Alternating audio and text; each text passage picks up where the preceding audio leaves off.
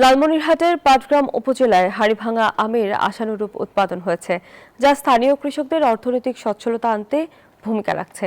সুস্বাদু ও আকারে বড় হওয়ায় এখানকার আম যাচ্ছে দেশের বাইরে।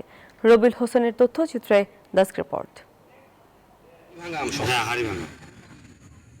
রংপুরের সুস্বাদু জনপ্রিয় আম হাড়িভাঙা দেশ ও বিদেশের বাহিরে ব্যাপক চাহিদা থাকায় দ্রুত শেষ হয়ে যায় এ আম। তবে কয়েক বছর ধরে রংপুরের পাশাপাশি বাজারে কদর বেড়েছে লালমনিরহাটের ধরলা নদীর তীরে চাষ হওয়া হাড়িভাঙা আম।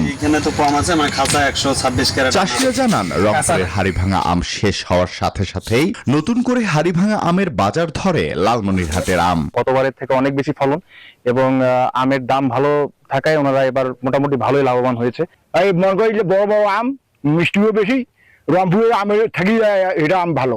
হাড়িভাঙা আম কিনতে আমাদেরকে আর রংপুরে যাইতে হয় না, আমরা এলাকায় বর্তমান হাড়িভাঙা আমগুলো পাচ্ছি। আমাদের আম এখান থেকে হাড়িভাঙা আম মোটামুটি বাইরের দেশেও যায়। খরচ বাদে প্রতি মৌসুমে প্রায় 6 থেকে 7 লাখ টাকা আয় করা সম্ভব বলছেন উদ্যোক্তারা।